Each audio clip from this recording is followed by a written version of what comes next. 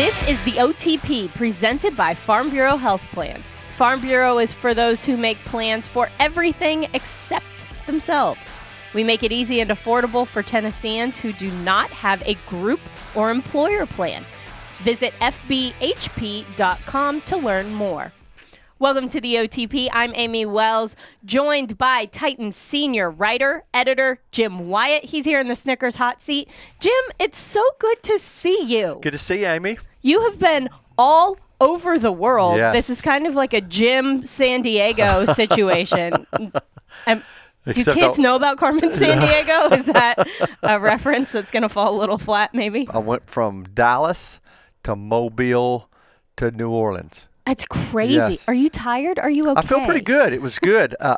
Feel good. It went by fast. It was because a lot was going on, and so I feel when you're gone for a while, especially somewhere like the Super Bowl where it's going 100 miles an hour, and you see so many people, and there's like you're standing in the middle of New York City at the busiest time of day, and then you leave and go to a quieter place. It takes you a while to kind of readjust. That's kind of what I'm doing now, and trying to get catch up on stuff and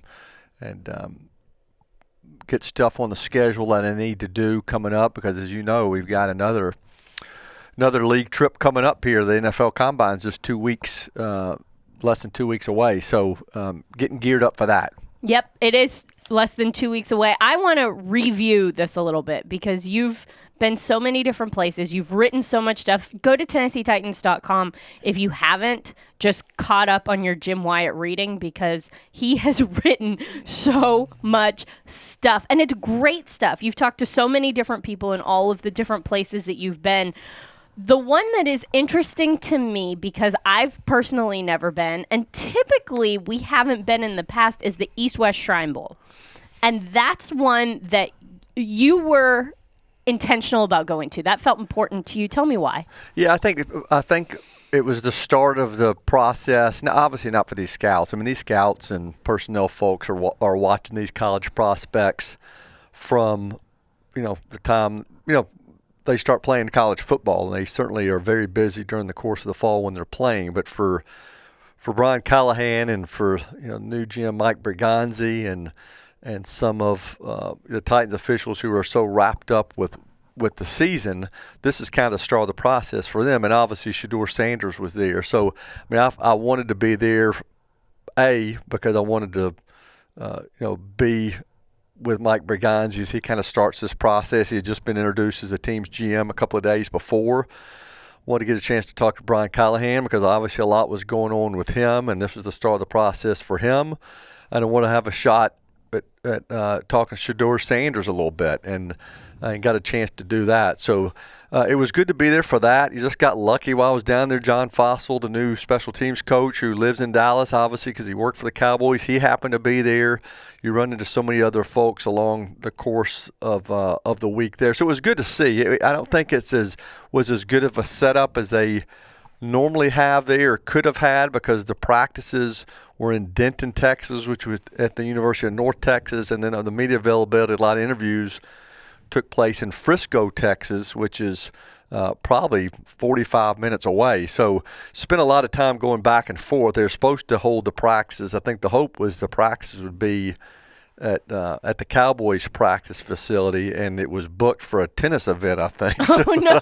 I don't know who was in charge of the scheduling for that, but somehow they had a tennis event going on, and so they had to move the practices to another location, which made life difficult, not just for people down there to cover it, but for certainly for NFL teams trying to go back and forth. But it was cool to see, and I thought it was a well-run event. The access was great.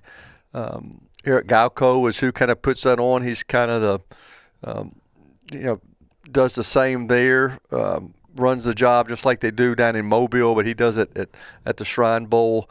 And I thought he did a good job. So access was good, and got a chance to talk to Shedeur Sanders, and I have to say I was impressed with him. Going to all of these different all-star games, I guess, we obviously saw you at the Senior Bowl in Mobile. So we were at one of them. You did both of them.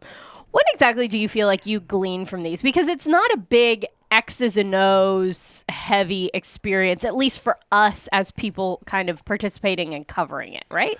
Yeah, I mean, I try to watch. I mean, somebody like Teron Davenport, who's a good friend of mine, that he goes and he watches. Now, I'm not saying he doesn't talk to people as well, but he is a football film college prospect junkie, and he locks in on practice and he watches every player and could give you a rundown on all of them. He's got me beat in that regard. I try to do as much as that as possible, but I always find myself, again, the main focus of my trip at the Shrine Bowl was to try to get in front of Callahan and get in front of Berganzi and get in front of Shador Sanders and get in front of John Fossil and talk to other people. That's what I got most out of it. And certainly I talked to some prospects there. Same for the Senior Bowl.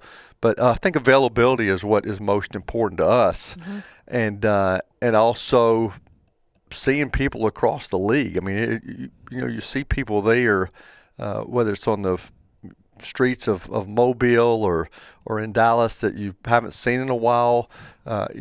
See people that cover the team for other teams. You see, obviously coaches and GMs and scouts, and you see a lot of players. So it's a great place to catch up with people, but also to gather information, hear what the buzz is.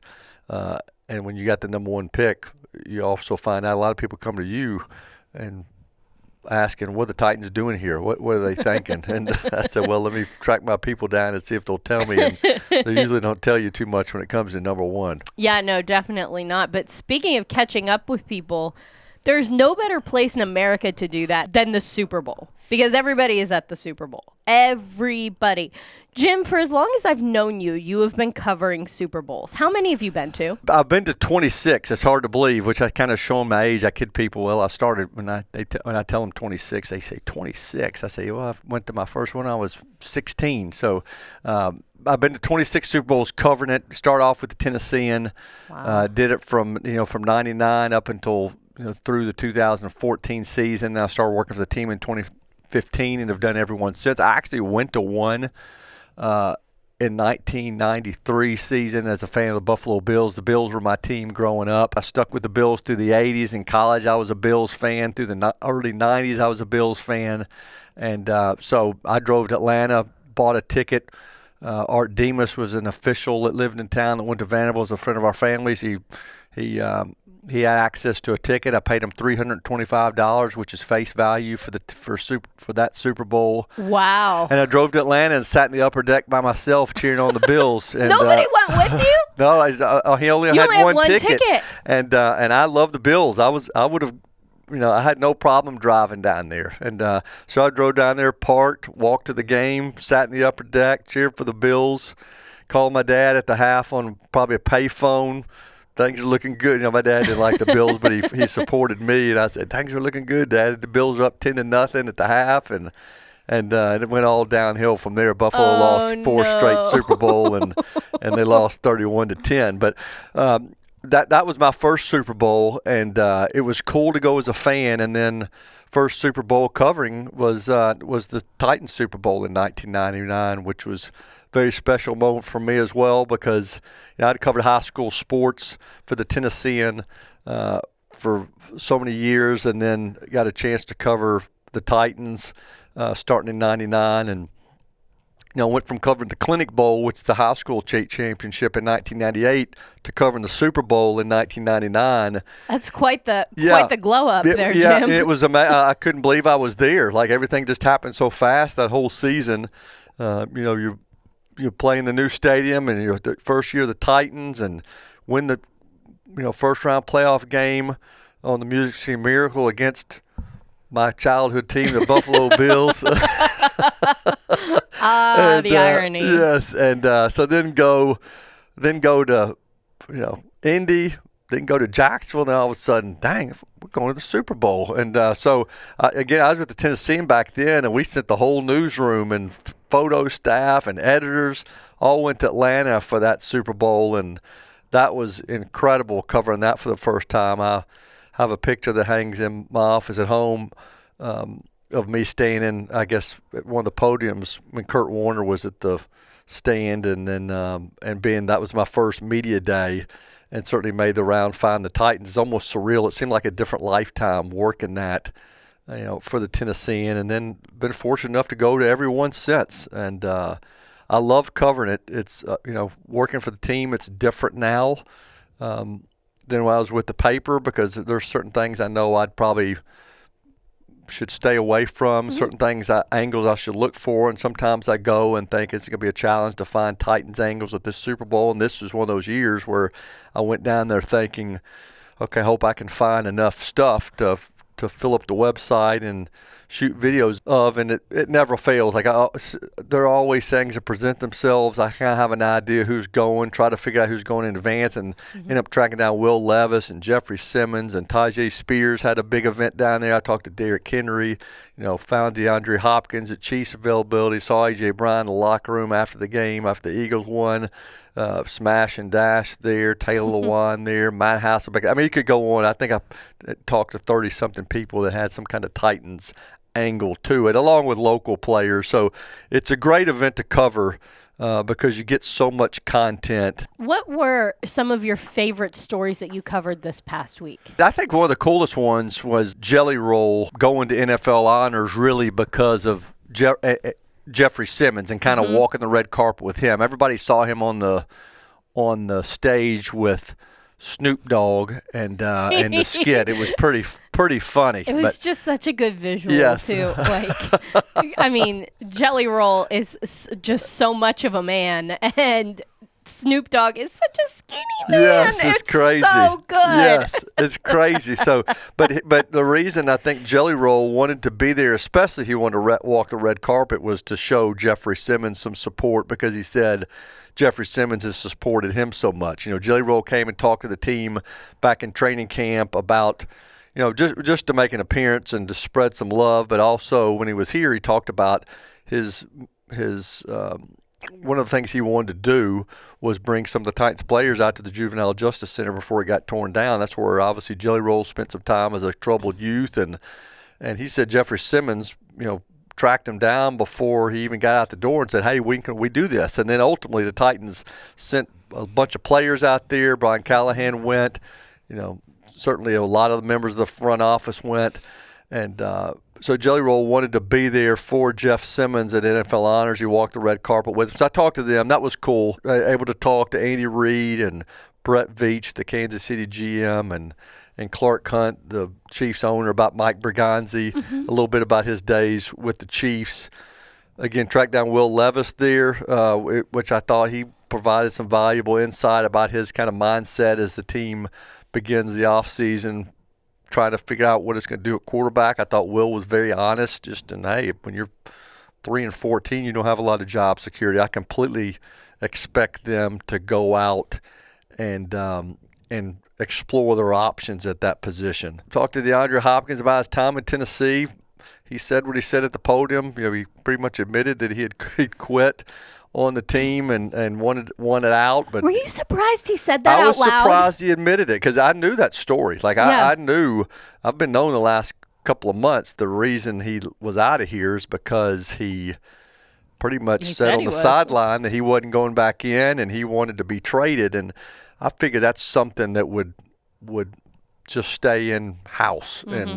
And for him to say it publicly while sitting at the podium, that was what surprised me. I wasn't surprised when I heard it. I was surprised he said it, because again, people tried to make it look like it was a bad look for the Titans that this guy lost his love for football because of what was transpiring in Tennessee. I thought it was a bad look for DeAndre Hopkins to admit that he pretty much quit. So that was a quick, sound bite from the podium that got a lot of play. I spent 4 or 5 minutes with him where he talked about how much he loved playing here and some of his favorite days in Tennessee. He loves Amy Adams Strunk, loved playing with Derrick Henry, and Ryan Tannehill hopes to come back to Tennessee and start some businesses up. So I just think maybe that was a bad moment for him. But yeah, I was surprised he admitted that. Yeah, I think we all were kind of shocked, because you don't typically hear, especially from him, because he is very careful about what he says outward, just to the media and in general. Like, he has a very carefully cultivated kind of brand and persona. But yeah, I mean, you just don't hear that stuff very often. So it was surprising to hear him say it. It was. And something else, I mean, it's funny how things kind of take on a life of their own a little bit. And another one was Derrick Henry. And I saw Derrick Henry on the red carpet and talked to him as he was making his way down through there. And he talked about how he, felt the love from Tennessee. And he was kind of chuckled when talking about being aware of the debate on Twitter and social media is, can you really be a Titans fan if you're cheering for Derrick Henry? Obviously, cheering for the Ravens. If you're a Titans fan, you're not supposed to cheer for the Ravens, but because of Derrick Henry, some people were doing it, and there was a lot of debate on Twitter just about whether you can really be a Titans fan and cheer for the Ravens. So he got a kick out of that and said he appreciates everybody that was supporting him. Again, raved about his time in Tennessee. And then as he made his way through the red carpet, he ended up talking to Diana Rossini later on that night, and she stopped him to talk to him about his year in Baltimore. And again, he talked about how much he enjoyed things there. He told me that too, how much he enjoyed Baltimore. But he also said that he hopes to finish his career there, which is not a surprise because who wants to pack up and move every year? Yeah. So, but her tweet said that Derrick Henry wants to retire a Raven, which, again, took on a life of its own. I think a lot of Titans fans just jumped to the conclusion that when he goes into the Hall of Fame, he's going in as a Raven, and that's not what he said. Yeah, and that's not how I would interpret that. But I was amazed at how many people interpreted it that way, because when I tweeted my story out, everybody thought he was backtracking because of the Rossini tweet, when the reality is I talked to him before Rossini did, and so what he said to me had nothing to do with anything that Rossini tweeted about retiring a Raven. But then you just use a little common sense. I mean, Derrick Henry's not going to retire a Raven. He spent 8 years here. He loved his time here. But that's the world we live in now, where people want to jump to conclusions, or they want to spin it the way they want it to, or they want to trash a guy. There are a lot of people trashing Derrick Henry because of that comment. Taylor Watt even kind of piled on a little bit and said, surprise. Man, yeah, this hurts. This hurt me. He interpreted it that way. So, and I don't think that helped matters. So that's another thing that Super Bowl week that just kind of blew up, and it was unfortunate. It is interesting when you're at an event with so much media coverage. Things tend to get a lot more play, innocuous comments, little things that are said here and there, because every person who would ever talk about this is in essentially one giant room. Yes, that's right. That's right. And then, of course, we all know how Twitter is, social media is. Things just kind of take on a life of their own there. But it was a busy week, and certainly a lot of Titans, past and present, were there. How is New Orleans as a host city? Did you like it? Obviously, you've been to a couple there. I think it's the best Super Bowl city there is. That's the third one I've been to. I went to the one, I think, in 2001, which was an emotional one. It was right after 9/11, and I'll never forget U2 and their halftime show where they played at halftime they showed the names of all the people who lost their lives in the 9/11 tragic event, and then I went to one, I guess in 2012, I want to say. Delaney Walker was with the 49ers in, and the lights went out. That was when the power went out. I got a free hot dog. Yes. It was great. Were you at that game? Was that with the Ravens? I was at that game. Yes. I was up in the stands, and the power went out, and the power had been out for long enough that the concession stand that was right behind where they put, I was in like media overflow. I was like way out in no man's land. But there was a concession stand right behind there, and the power had been off for long enough that their little hot dog rollers had been stationary for too long, and per health codes, they couldn't sell these hot dogs anymore, so they were giving them away to people in the stands. So what is typically a $18 hot dog, I just got for free. Freebie. Greatest thing that ever happened to me. Great. Thanks, Beyonce and City of New Orleans. That is great. So that's that's something. That's a good story. So that went to that one, and then went to this one, and it's just so well done. And the security was unlike anything I'd seen. Security Super Bowl week is always next level, but because of the Super Bowl and because of the what happened on New Year's Eve there on Bourbon Street, it was really ramped up. But New Orleans does such a good job, and it's such a great walking city when you're covering that event, because everything takes place in the I think it's the Louis Armstrong Convention Center, but then the Kansas City Chiefs Hotel was the Marriott on Canal. The Eagles Hotel was the Hilton right off of Canal. Superdome, you can walk there if you want. So I probably walked 100 miles last week, but but everything was easy to get to, because it's not like that a lot of other Super Bowls. Like next year in San Francisco, if they have a similar setup, the events will take place, at least Radio Row, and headquarters will be in downtown San Francisco, but the game's in Santa Clara. The teams are staying 45 minutes out. You spend a couple hours on the bus every day. Is walkability the most important thing in a Super Bowl city, Jim Wyatt?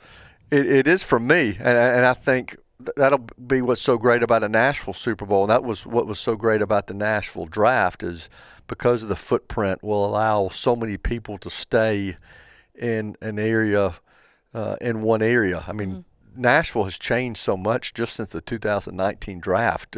The Fifth and Broad development is all new. I think the Four Seasons Hotel, the Embassy Suites Hotel, the big Marriott grouping of hotels that's downtown. And you can walk from all of it. Yeah, so all those have been added, and more going up. I mean, it's amazing just what our hotel capacity looks like now. So when Nashville has a Super Bowl, hopefully 2029, it's going to be a great host, just because you can have so much in a walking area, and it'll be almost like a canvas. You just got to hope the weather's good. That's good. That's the thing about Nashville. New Orleans, the weather was perfect. It was 70, and you get no guarantees. Even New Orleans, they had 10 inches of snow a couple of weeks ago there. Yeah. Just like Mobile, had snow. But Nashville this week, just think if this was Super Bowl week in Nashville, I think it's supposed to rain 4 to 5 inches in Nashville this weekend. Nashville, the one thing you have to cross your fingers on is in February that you would have a good week of weather, and there's certainly no guarantee.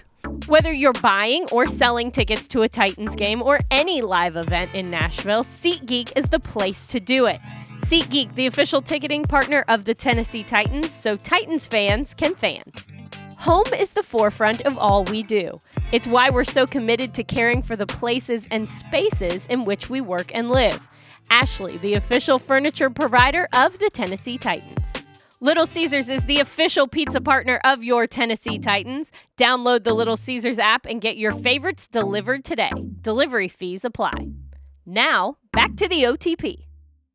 Jim Wyatt joins us here on the OTP. Jim, I know it's the off season, and so let's take this into consideration, but you are still producing more content volume than anybody else probably in America.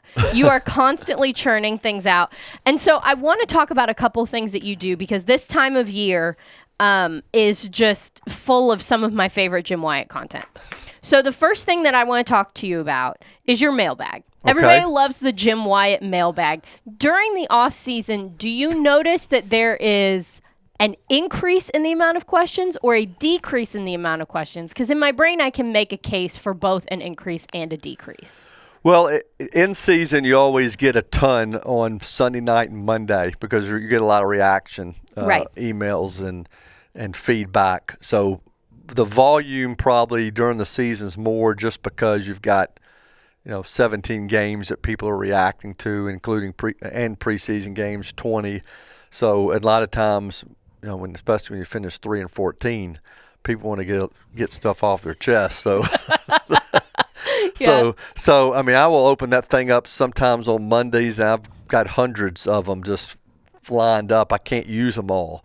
Some of them I can't print because people are pretty upset. Yeah. Off season, I still get a lot. I mean, especially when you have the number one pick of the draft too, you get a lot of opinions on what the team ought to do, and wanting to ask questions about what I think the team should do. I mean, I have to say right now, I don't know. I mean, I hard to endorse a quarterback right now based on what I've seen from those guys. Certainly, I can understand fall in love with one of them. I like Abdul Carter. I saw how the Eagles won that game on Sunday and think, man, it sure would be nice to have an extra piece to that pass rush. And, I saw Travis Hunter in New Orleans, and I know the kind of impact he could make, on both sides of the ball. So I'm kind of mixed opinions there on what I think the team ought to do. I think a trade sounds great to me. So I bounce all over the place and giving answers just because I haven't made my mind up. I think about all the different scenarios just like the fans do. Is the number one question that you're getting right now, what are the Titans going to do with that number one pick?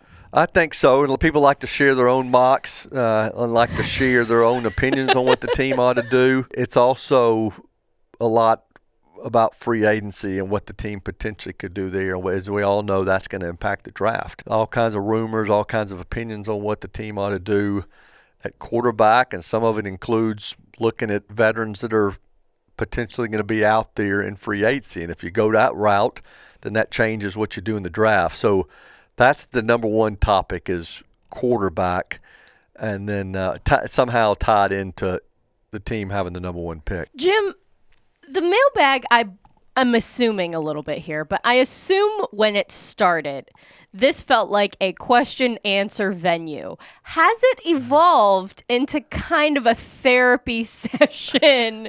I mean, you get jokes, you get poems, you get rants, you get people just unloading on you. I mean, this feels like it's turned into something a little bit different than just like submit a question and I will answer it. Yeah, it has. And a lot of times I don't even get an answer because I don't think people are looking for answers. They just, like you said, they want to get stuff off of their chest. And so I'll thank them for taking the time to share their opinion. Some people think when I do that, it's kind of being a smart aleck, but the reality is a lot of times people want to ask questions. They just want to speak their piece, and I'll tell them I appreciate them using this as a forum to do it. And the mailbag certainly has a different tone when the team's winning and when the team's losing. Like the mailbags looked a lot different when the Titans were going to the AFC Championship game and playing and winning the division back-to-back years. Now there's a lot of frustration out there. And, working for the team, I sometimes struggle about what I let in and what I don't. Obviously, I'm not going to let somebody in that's using bad language or really taking personal shots at somebody or really going below the belt. But I feel like, I didn't ever want to have a situation where I was policing them so much where I'm just letting in positive questions or positive feedback, because people are not going to read it there, and people are not going to take the time to share their opinions if I'm not including the good and the bad. Jim, you're the therapist we didn't know we needed. Yeah. This is what your job is. And I want to talk about another job, a public service really that you provide that I think you don't get enough credit for, and that is your mock draft roundup. Because since you have been doing that, I have not looked at a single mock draft. I only read your mock draft roundup because what do I really care about? What the Tennessee Titans are mocked to be doing. Yes. So you, Jim Wyatt, filter through all of the mock drafts, pull out all of the Titans-related information so that we don't have to. Well, it's a I public appreciate service. you reading that, yes. It's really great. How do you decide which mocks are included and which ones are not? Because as we know, everybody's got a mock draft now. Yes, I know. Well, I tried the Mel Kipers of the world and Daniel Jeremiah's of the world and the Dane Bruglers and certainly our buddy Charles Davis. I mean, some of these people who do it for a living and do it really well always try to make sure they're in there. And then there are other people, not just those guys, but there's some other people that really follow it closely that I try to always include them. But as you said, you can't include everybody, and at the beginning of it, I'm usually doing 20, 25 at a time. Toward the end, like I do my final roundup where I include a lot of people locally. I think I could have as many as 150 in there. Some people do a lot of mock drafts, I've discovered. Like if you see somebody's mock draft on Thursday, it may be different 3 days later because they're doing one on Monday too. So that's another challenging part of it is having the most up-to-date mock draft because they get changed so much. How much variance do you see between now and then by the time we get closer to the draft? Well, it changes a lot because what people project in February is different than April because you've had free agency to kind of address needs and fill holes. So while everybody may be picking a quarterback for the Titans now, what happens if the Titans go trade for somebody or sign a free agent off the street, and then you've got that free agent competing with Will Levis, and you're probably not taking a quarterback at the start of the draft.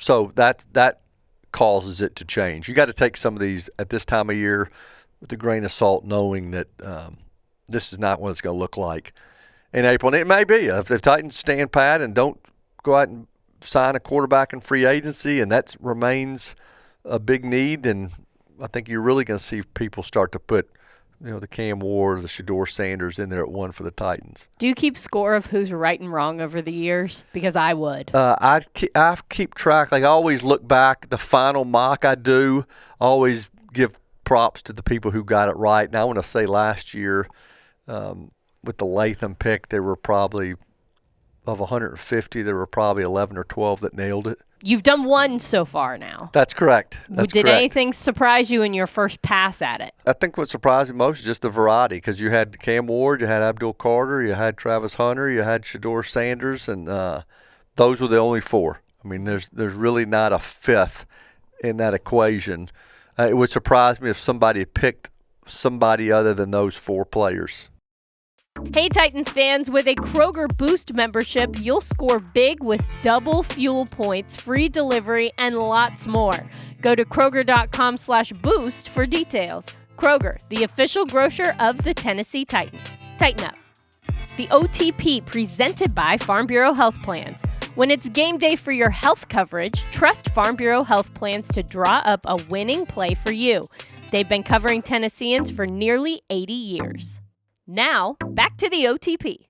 Jim, you've got about 2 weeks to rest up, and then we're going to Indianapolis. Are you ready for the Combine? I will be by then. The Combine really, you can't really take a breath until the Combine's over with. And obviously, we know there's not going to be a break at any point for us this offseason, because once the Combine's over, then you got free agency a couple of weeks away, and then you've got pro days that we'll probably be going to this year more than ever, and then you got the draft. So there will never be a break, but I think February is always a blur just because of everything going on, and then after the Combine, then you can at least get your breath a little bit.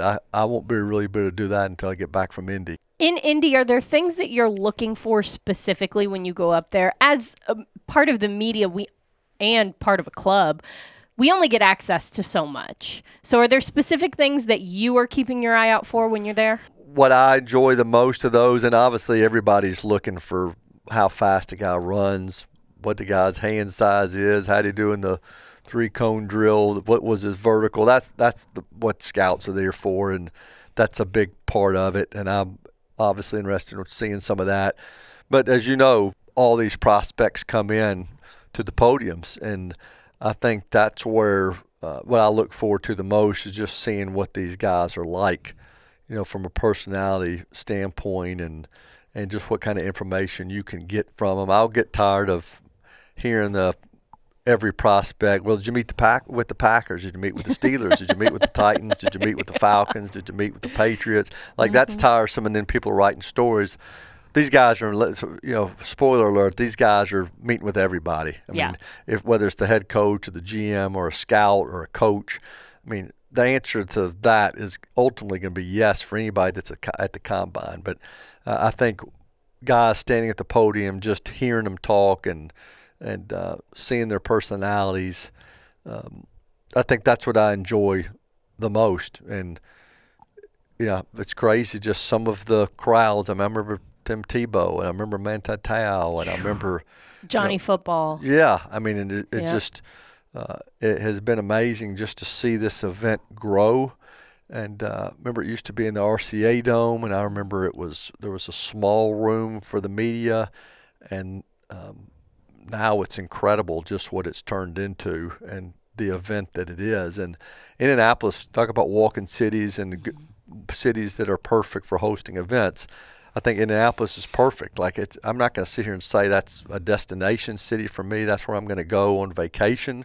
But I enjoy going to Indy. I mean, and the reason I say that is because I hate to do the math, but I've spent well over 100 nights of my life in Indianapolis. More than that, really. You start adding up 5-6 nights a week for the Combine. Titans playing there every year for 25 years. I was there for a Super Bowl. I mean, that's well over 100 nights there. Yep. But I like it because everything is close, and you can walk to restaurants, and you can walk to the media center, and you can walk anywhere you want to go. And a lot of times you have to go outside for it because you can stay inside the convention center or across the walkway. So it's a great city for it, and that's where everybody is. It's a fun week. It's the center of the NFL universe for one whole week, and it's just a lot of fun. Well, Jim, I know you're probably a little sleepy. You have earned some good rest.